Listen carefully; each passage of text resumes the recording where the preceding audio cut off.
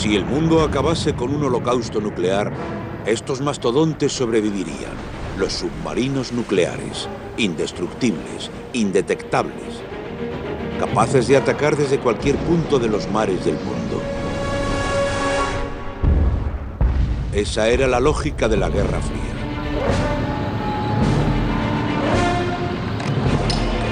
Una era que acabó, pero cuyo legado mortal nos amenaza hoy con urgencia.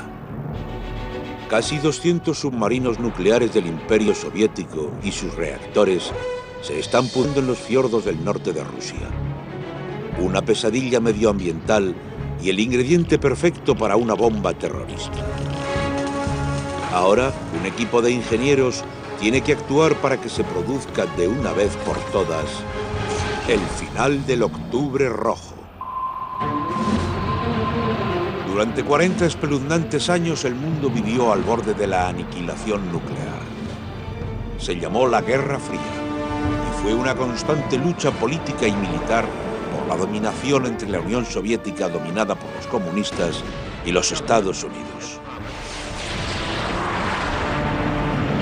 La guerra nuclear total no era una simple amenaza. Podía exterminar la civilización humana en cualquier momento.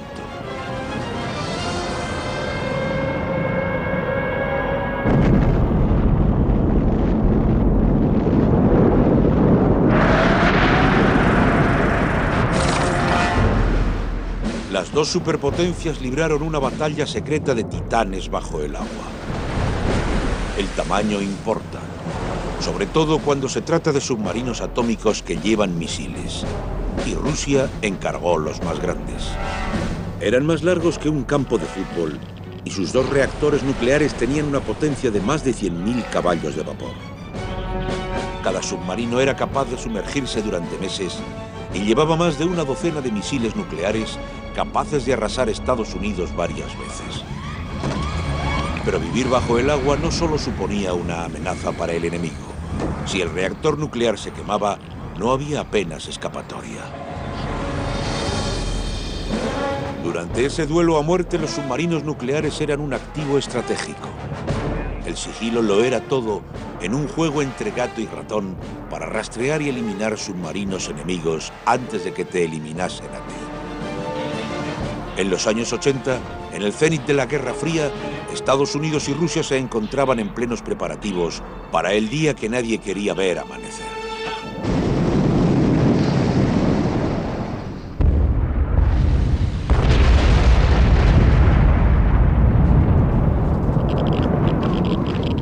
La posibilidad de la aniquilación mutua era lo único que aseguraba la paz y evitaba la guerra. La lógica de la Guerra Fría dictaba que la posesión de una fuerza letal constituía en sí misma la garantía contra su despliegue. Los submarinos de misiles nucleares jugaron un papel disuasorio clave entre soviéticos y occidentales.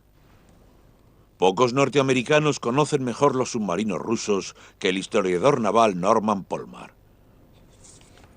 Nunca se podía encontrar y destruir todos los submarinos de misiles nucleares. Ningún bando podía hacerlo. Por lo tanto, se convirtieron en la reserva estratégica que ambos países denominaban factor disuasorio. El arsenal nuclear del Imperio Soviético se encontraba en el lejano norte, en la península de Kola, una masa de tierra que se adentraba en el mar de Barents. No había ningún lugar en el mundo con una concentración mayor de material nuclear. Y en su centro estaba la ciudad más al norte del planeta, Murmansk, 2 grados al norte del círculo polar. Era un punto caliente de la Guerra Fría. En los fiordos del mar de Barents, las aguas cálidas de la corriente atlántica nunca se congelaban. Era el escondite perfecto. Anclado alrededor de las bases secretas de submarinos nucleares más importantes de Rusia, se encontraba el orgullo de la Marina, su factor disuasorio móvil. Pero de la noche a la mañana, la poderosa Unión Soviética sufrió un colapso financiero. Señor Gorbachov, abra la puerta. La caída del muro de Berlín marcó el final de la Guerra Fría.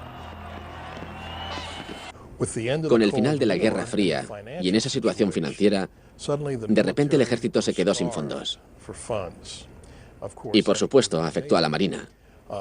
La Marina vio que no podía mantener operativos sus buques, ni sus submarinos, ni su personal en la cantidad necesitada. Así que la Marina se desmoronó. El caos de los años 90 todavía pervive en la actualidad. Los fiordos árticos, las arterias de la Marina rusa, aún están atascados de barcos abandonados, recordatorios olvidados de una era pasada, antiguas leyendas que ahora son peligros ecológicos. Es un lugar todavía envuelto en el secreto y con razón. Estos son los reactores de los supersubmarinos nucleares soviéticos, capaces de generar 190 megavatios cada uno, suficientes para acelerar a un submarino de 10.000 toneladas a una velocidad de crucero de 80 kilómetros por hora bajo el agua. Ahora están separados de su cuerpo, pero siguen siendo alarmantemente radiactivos y constituyen una amenazante pesadilla medioambiental y el ingrediente perfecto para una bomba sucia terrorista. Creo que tardaron años en ser conscientes de la magnitud del problema y de su falta de capacidad para resolverlo. En 1990 no había nadie en la Armada Soviética que se esperase que al año siguiente tendrían que empezar a desmantelar 100 submarinos nucleares. A nadie se le pasó por la imaginación. Y hemos tardado tiempo en darnos cuenta de que teníamos que ayudarles, porque era un problema que no afectaba solo al pueblo ruso, sino a todo el mundo. Murmansk, el epicentro de esta pesadilla nuclear, es uno de los sitios más inhóspitos del planeta. En invierno, durante la eterna noche ártica, las temperaturas se hunden a más de 40 grados bajo cero. El clima tan extremo es un gran impedimento para la limpieza de la herencia nuclear de la Guerra Fría.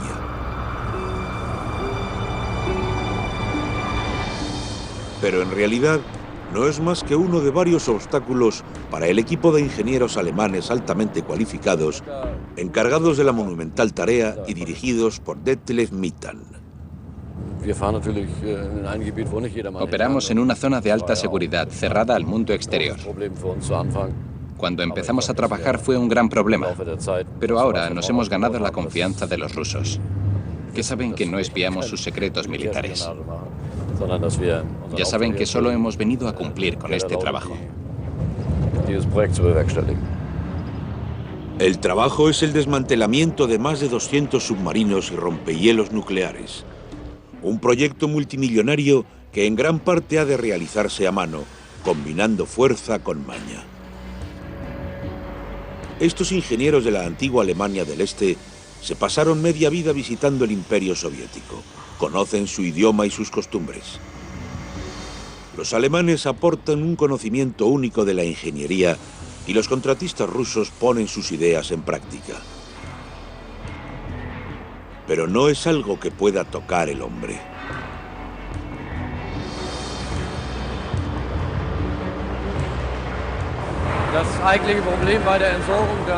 Desguazar un submarino nuclear presenta dos problemas fundamentales. Primero, hay que sellar el compartimento nuclear y encontrar la forma de almacenarlo.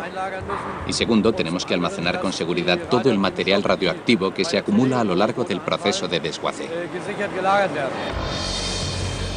En esencia, un submarino no es más que un tubo de acero sumergido. Se pueden reciclar grandes partes e incluso revender. Soldar miles de toneladas de acero no es más que cuestión de mano de obra. La escala del trabajo no preocupa al equipo de Mittan, pero sí otra cosa. Algo imperceptible para nuestros sentidos que emana de los compartimientos de los reactores: la radiactividad. Sacar el reactor del submarino nuclear no es el desafío. El compartimiento está herméticamente sellado e incluso flota. Pero no se pueden dejar flotando sin más 200 compartimientos de reactores nucleares con material radioactivo. ¿Y si sufren alguna fuga o se hunden? O incluso peor, ¿y si caen en manos de terroristas? Para Mittan y el mundo, el tiempo se acaba. En el punto álgido de la Guerra Fría, los submarinos rusos llevaban suficientes cabezas nucleares para arrasar partes enteras de Estados Unidos. Hoy los mayores submarinos jamás construidos no son más que chatarra radiactiva. Desguazar un submarino nuclear requiere un conjunto de destrezas singulares. Un equipo de ingenieros alemanes y rusos se ha hecho cargo de esta monumental labor. En esta central nuclear del norte de Alemania, en la frontera del antiguo imperio comunista, se lleva produciendo el mayor desmantelamiento nuclear del mundo desde 1995. Aquí, Detlev Mittan y su equipo han aprendido a manejar una fuerza escondida tras muros de hormigón y acero. El reactor nuclear, una fuente de energía y radiactividad inimaginables. Estos son piezas altamente contaminadas de 5 centrales nucleares rusas. Emiten tanta radiación que tendrán que pasar décadas antes de que puedan desmantelarse. La labor se extenderá más allá de la vida de Mittan.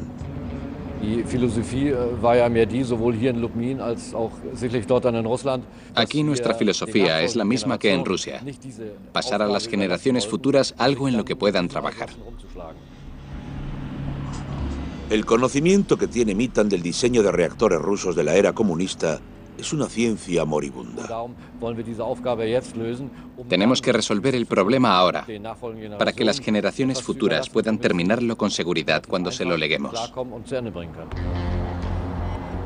De vuelta en Rusia, la profunda y nevada oscuridad del invierno ha dado paso a la exuberancia del verde y el sol durante el breve verano ártico. Mittan y su equipo regresan a los astilleros de Nerpa, a las afueras de Murmansk, en la zona militar de alta seguridad.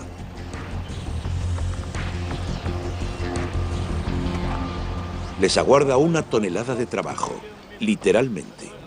Esto es un submarino nuclear de clase Victor, fabricado para cazar y destruir submarinos estadounidenses. Hoy se encuentra al mando de estos dos hombres, Mittan y Rostislav Rimjonok, un colega de profesión ruso. Antes de empezar a trabajar, hay que dar un paso tan secreto que ninguno de ellos dos está autorizado a presenciarlo. Los primeros pasos delicados son el desarme del submarino y la retirada del combustible de los reactores, y ya se han realizado. A continuación, el equipo trabaja alrededor del compartimiento del reactor y maneja gran cantidad de material radiactivo. Por supuesto, el equipo de protección de la radiación lo supervisa todo muy de cerca para que no se produzca ninguna contaminación. Este submarino tenía 2 capas de casco resistente a la presión. Se han abierto ambas y se ha dejado al descubierto una maraña de tubos y cables de acero en la sección de popa del submarino cercana al reactor. Pero desmontar las placas de acero con un soplete implica un riesgo constante de incendio. Y si no se resuelve de inmediato, la ceniza radiactiva podría envenenar a los trabajadores. El plan es desguazar el submarino desde ambos extremos, avanzando progresivamente hacia el centro, donde está el compartimiento que aloja el reactor. Emite tanta radiación que cortarlo en pedazos resultaría suicida. Manejar el núcleo altamente radiactivo de un submarino nuclear supone un gran reto para la ingeniería.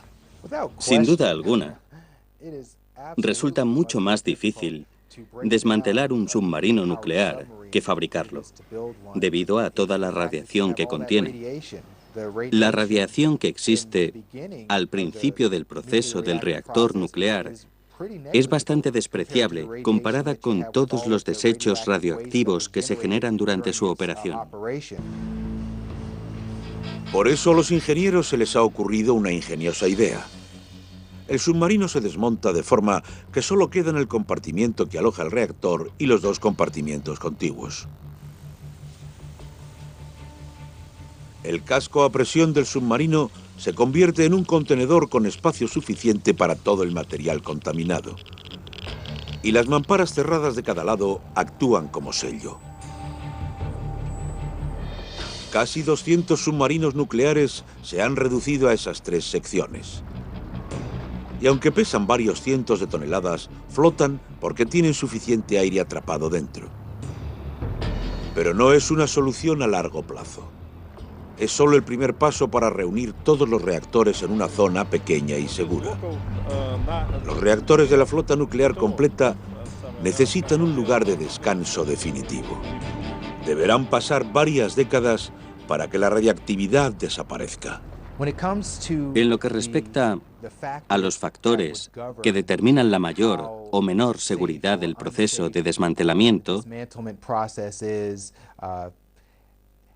seguramente se puede afirmar que es cuestión del espacio disponible, porque se necesita un lugar donde almacenar el material. Está muy claro.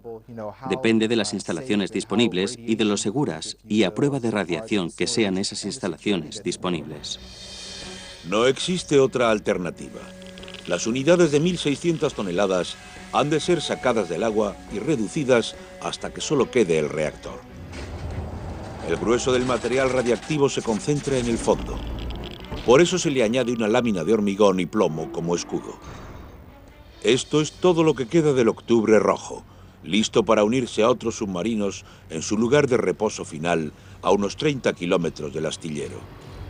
Aquí, en la bahía de Saida, los reactores se almacenan sobre unos cimientos de hormigón de casi 1 metro de alto para garantizar que no haya fugas de radiactividad.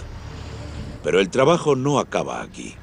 El siguiente paso es descontaminar el material radiactivo que ha estado conectado alguna vez a los reactores mediante un valioso proceso aprendido en Alemania del Este, en otra zona de alta seguridad que muy pocos pueden visitar.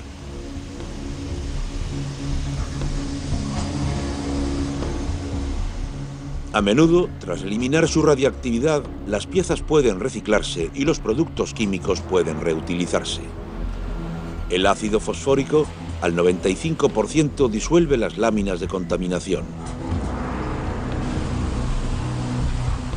Es un proceso que requiere mano de obra intensiva.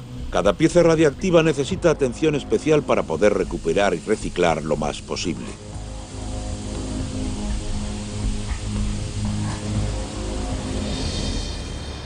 La bahía de Saida será el laboratorio para la autopsia de los cadáveres radiactivos y el cementerio del Octubre Rojo. De vuelta en el astillero de Nerpa, los trabajadores de los muelles todavía están desentrañando el colosal submarino de clase Víctor. Estos hombres serán los últimos que recuerden su poderío antes de verlo reducido a un montón de chatarra. El submarino es historia. Pocos recordarán su papel porque incluso a su muerte Rusia evita hablar de su flota nuclear. Está claro que los rusos no nos van a decir dónde operaba el submarino, ni cuál era su papel.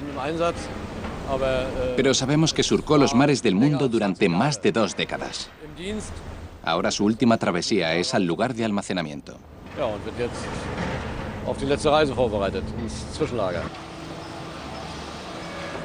Esta es la muerte de un submarino de clase Víctor.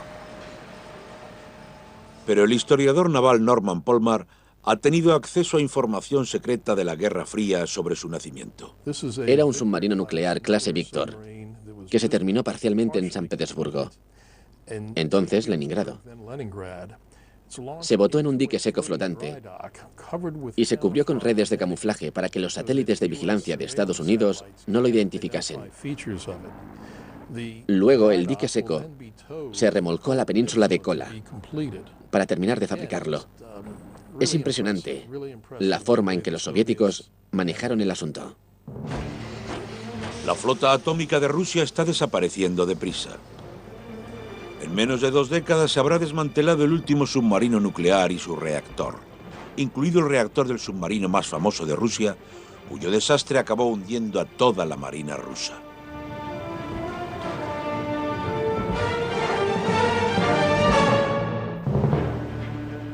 En verano de 2000, tras una década de caos político y hundimiento económico, Rusia volvió a sacar músculo.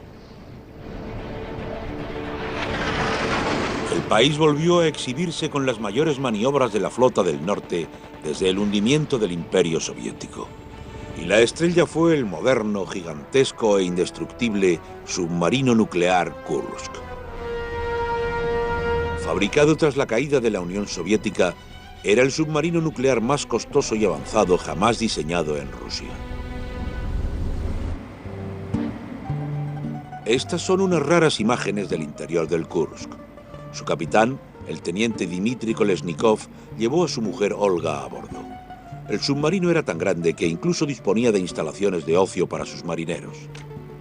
Dmitry Kolesnikov estaba orgulloso de servir en el Kursk, aunque apenas ganaba 700 euros al año. Él y 117 marineros se encontraban a bordo durante las maniobras de agosto de 2000. Les supervisaba muy de cerca no solo el mando de la Marina rusa, sino también su mayor enemigo. El ejército de Estados Unidos vigilaba las maniobras. Teníamos uno o puede que 2 submarinos nucleares en la zona. Al mismo tiempo, los rusos tenían un submarino de misiles balísticos que estaban intentando sacar de la zona sin que nosotros nos diésemos cuenta. Así que pasaban muchas cosas entre bastidores, o mejor dicho, bajo el agua, de lo que parecía a simple vista.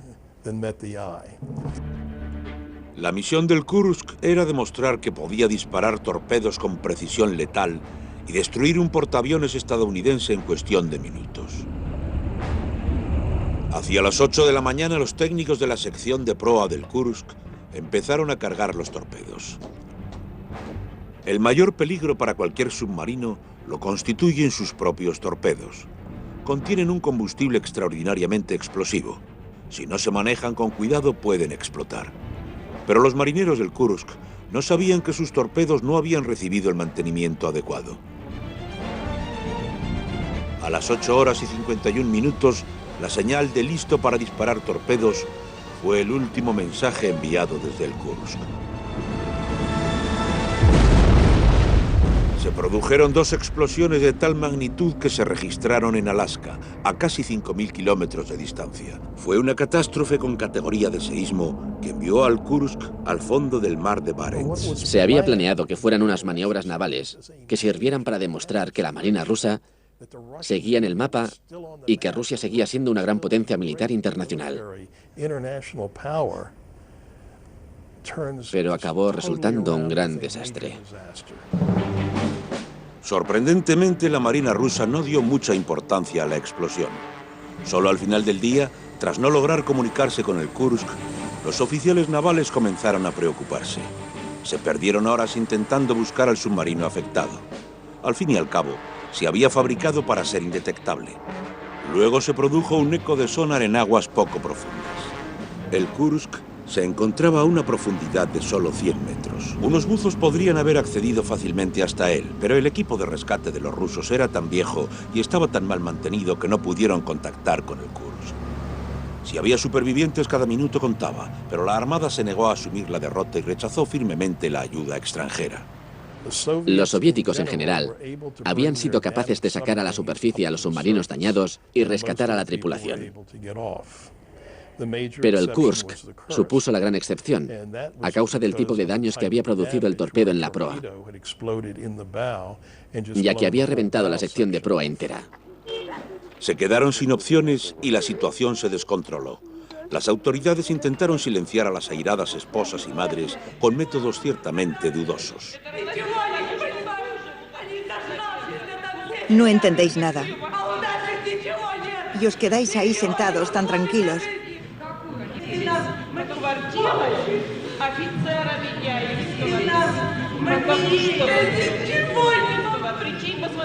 Nos dejáis sin nada, ni siquiera una palabra de esperanza. Ahora más os vale pegaros un tiro, porque no os vamos a dejar vivir.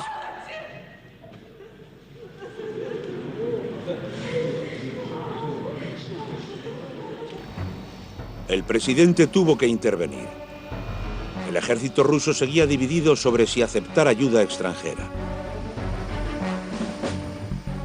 La presidencia de Vladimir Putin, todavía reciente, se vio amenazada por la crisis.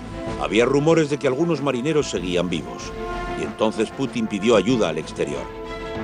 Casi una semana entera después del hundimiento del Kursk, unos buzos noruegos fueron capaces de llegar al submarino.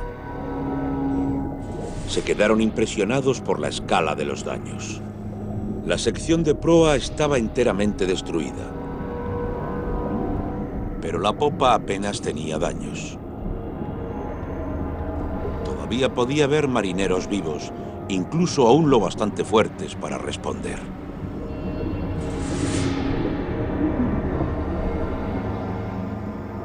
Los buceadores golpearon el casco, esperando ansiosos una respuesta.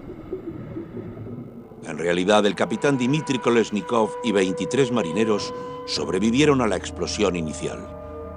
Lo sabemos porque dejaron un mensaje diciendo que tenían pocas esperanzas.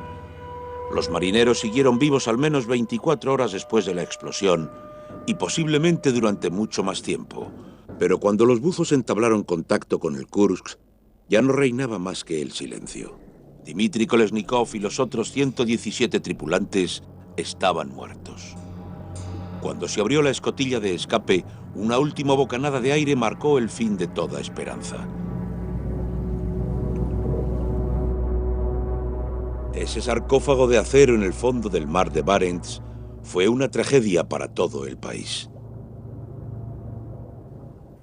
La ironía de que el Kursk se hundiera durante unas grandes maniobras es que la Armada rusa estaba intentando demostrar el poderoso liderazgo del que todavía era capaz Rusia.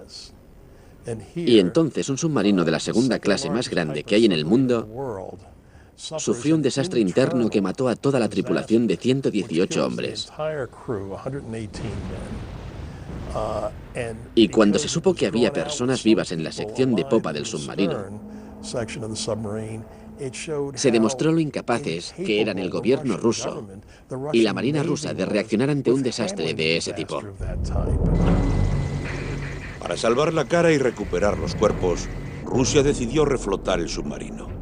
Era el objeto más pesado que se había rescatado jamás del fondo del mar. Centímetro a centímetro, el Kursk salió a la superficie. Más de un año después del accidente, el submarino, la gélida tumba de 118 personas, se recuperó. Los hombres que inspeccionaron el naufragio y rescataron los cuerpos apenas pudieron soportarlo. El temor se transformó en certeza. Si la Marina hubiera aceptado la ayuda extranjera, algunos de los marineros habrían sobrevivido. Fue el peor resultado posible para la antaño orgullosa flota del norte.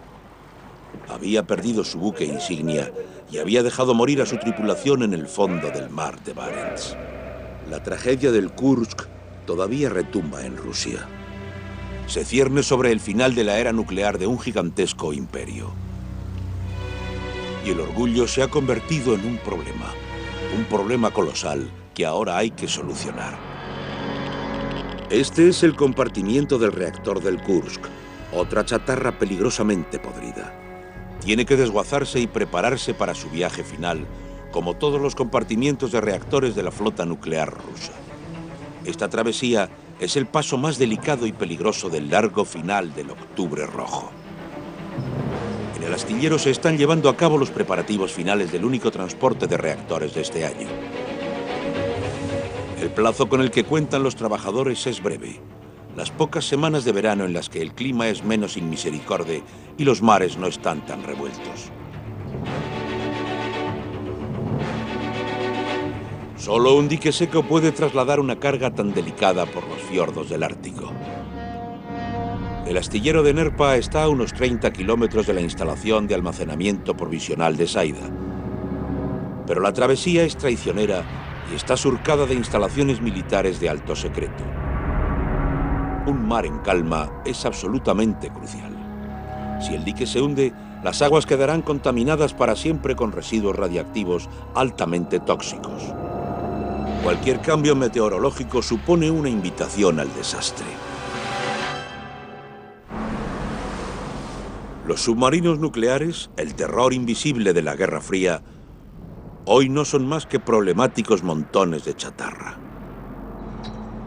En un esfuerzo monumental se están desguazando casi 200 submarinos, sellando sus reactores y preparándolos para su peligroso viaje final.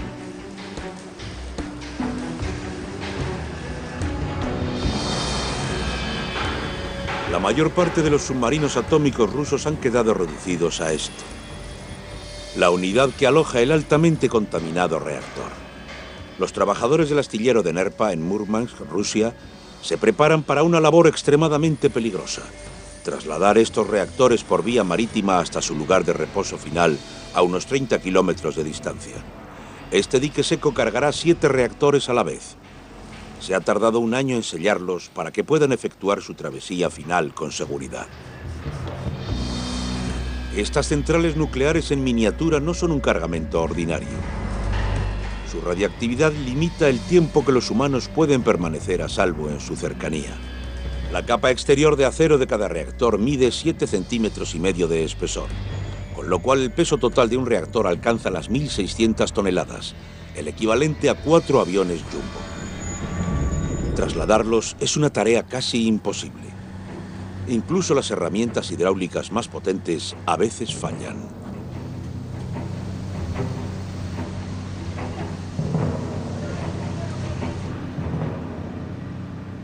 En esta fase, hasta el más mínimo problema puede hacer peligrar la misión. Para la operación de carga se han colocado vías junto al muelle. Los empleados trabajan a doble turno para acabar antes de la pleamar de hoy. Estas últimas horas, la culminación de un año de trabajo, son una carrera contra reloj.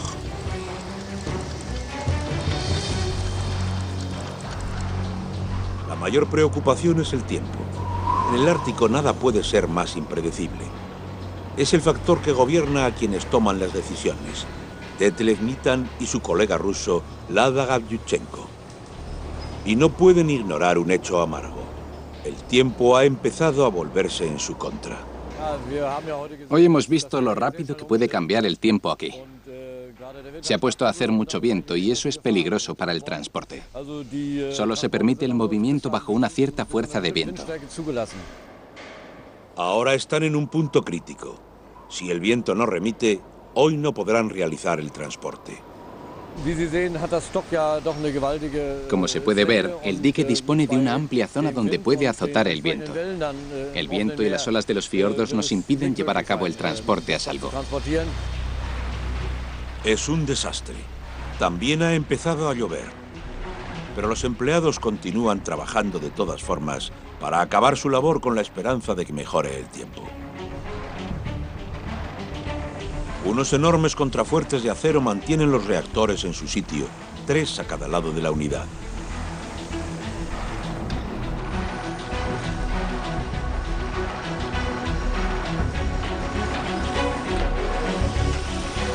Los contrafuertes se sueldan al dique, pero incluso esas estructuras empiezan a agrietarse si el mar no está en completa calma. Los trabajadores del muelle se apresuran para cumplir con la fecha límite. Solo quedan unas pocas horas para que suba la marea.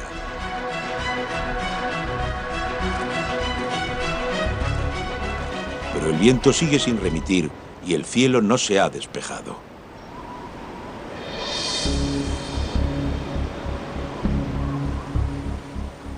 Unos remolcadores tiran del dique flotante. Las máquinas rusas a menudo se encuentran en pésimas condiciones. La empresa de Detlev Nitan ha comprado los remolcadores en el extranjero. También ha supervisado la modernización de los remolcadores locales. Es responsabilidad suya que los motores diésel de los remolcadores no fallen. Pero la decisión sobre el transporte de hoy depende de los rusos. Se piden más remolcadores. El transporte finalmente tendrá lugar. Harán falta 7 remolcadores para transportar el dique, 2 para tirar de él y 5 para estabilizarlo, para evitar que el dique y su valiosa carga vuelquen. Es la última oportunidad que tienen los contratistas del astillero de Nerpa de entregar los reactores totalmente sellados y listos para su almacenamiento.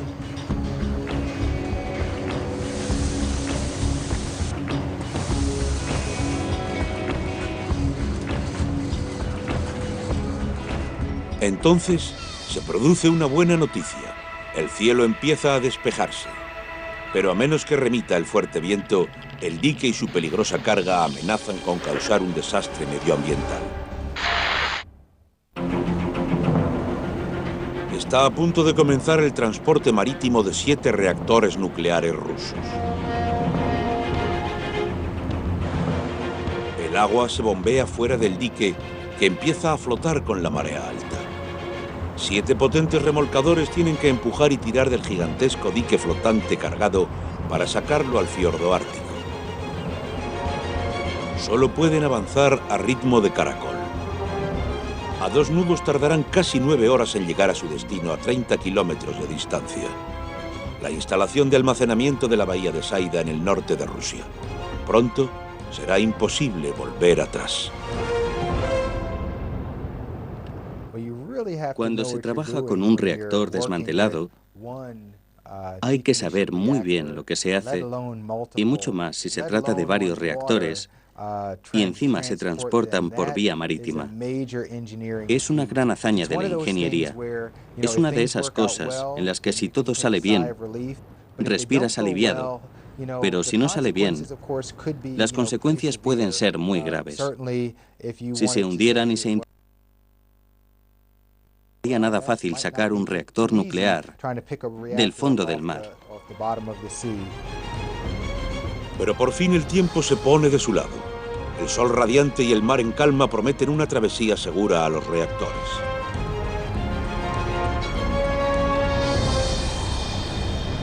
Tras 9 horas se avista Saida. Los remolcadores guían el dique al punto de atraque. Centímetro a centímetro el dique atraca en su sitio.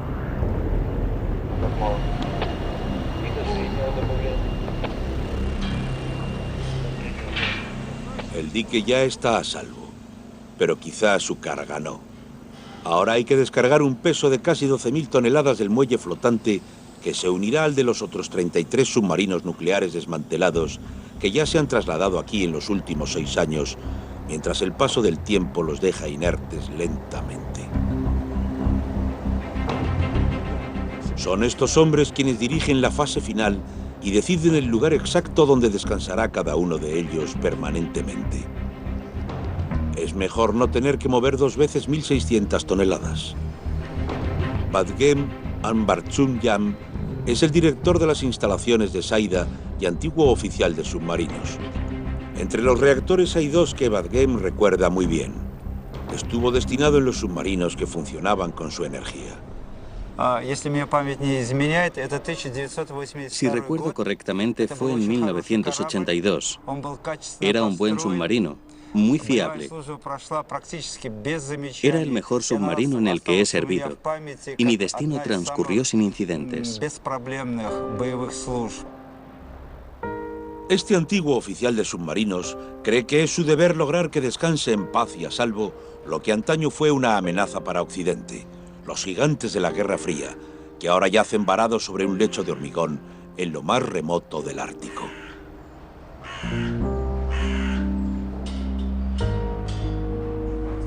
Es el mejor desenlace posible para Vadgem, así como para el resto del mundo.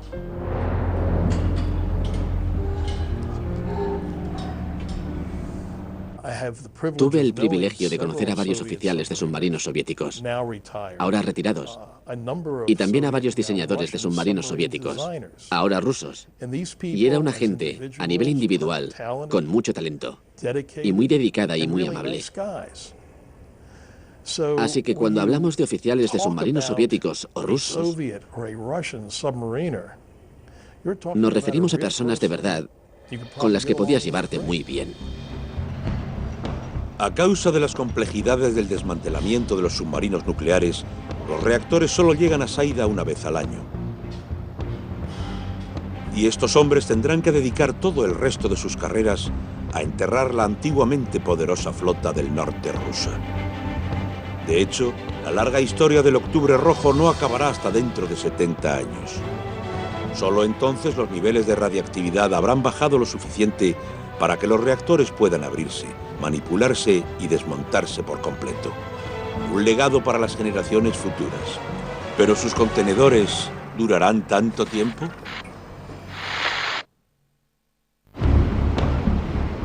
Tras décadas de espera y peligrosa indecisión, estos reactores de submarino nuclear han llegado a su destino final. Pero no se pueden desmontar hasta dentro de 70 años, cuando su radiactividad potencial haya disminuido. Entre ahora y entonces, la pregunta del millón es si están realmente bien sellados y si permanecerán así. Hoy, Detlev Mitan y su equipo de ingenieros alemanes comprobarán si los reactores rusos están sellados adecuadamente o emiten más radiación de la calculada. No basta con resolver el problema técnico de almacenaje de los reactores. También hay que mantenerlos a salvo de los terroristas e impedir que alguien saque accidentalmente la contaminación de esta zona. Por eso se vigila cuidadosamente a todos los visitantes a esta zona de alta seguridad.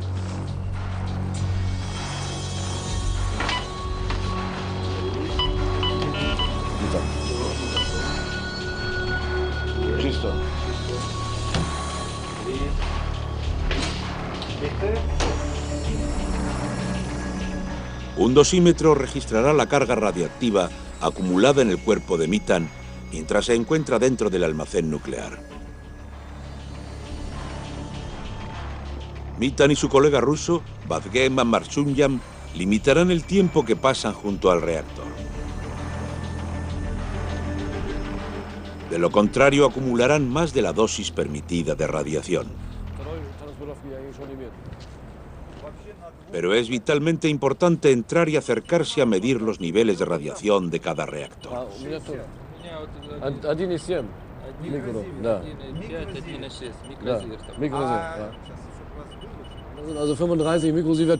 Aquí tenemos 35 microsieverts por hora.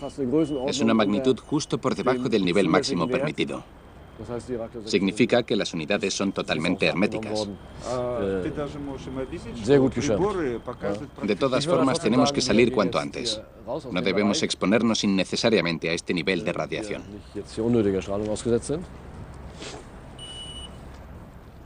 La naturaleza dicta que la radioactividad decrece con la distancia.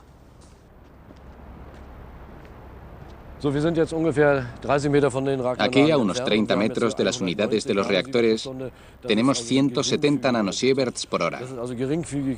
Está un poco por encima del nivel de radiación natural.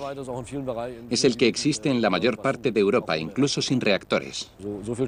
De hecho, es el nivel de radiación que se mediría en el centro de cualquier ciudad. Los reactores son herméticos. Y si se mantienen adecuadamente, continuarán siéndolo durante un siglo, hasta que una generación futura acabe el trabajo. Pero puede que esa generación se pregunte para qué nos esforzamos tanto en construir esos submarinos nucleares. Creo que los submarinos nucleares de ambos bandos jugaron un papel clave para mantener la paz mediante la disuasión. Ningún bando podía arriesgarse a iniciar una guerra nuclear o a obligar al otro bando a iniciarla. Estos mastodontes de la Guerra Fría, capaces de destruir el mundo en segundos, tardarán décadas en ser destruidos.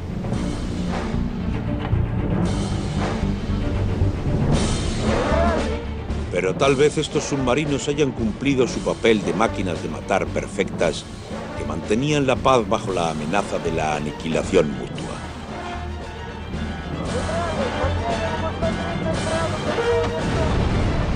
Era la Guerra Fría. Pero ahora confiamos en que no son más que un monumento que sugiere que la amenaza nuclear del Octubre Rojo no fue más que un simulacro.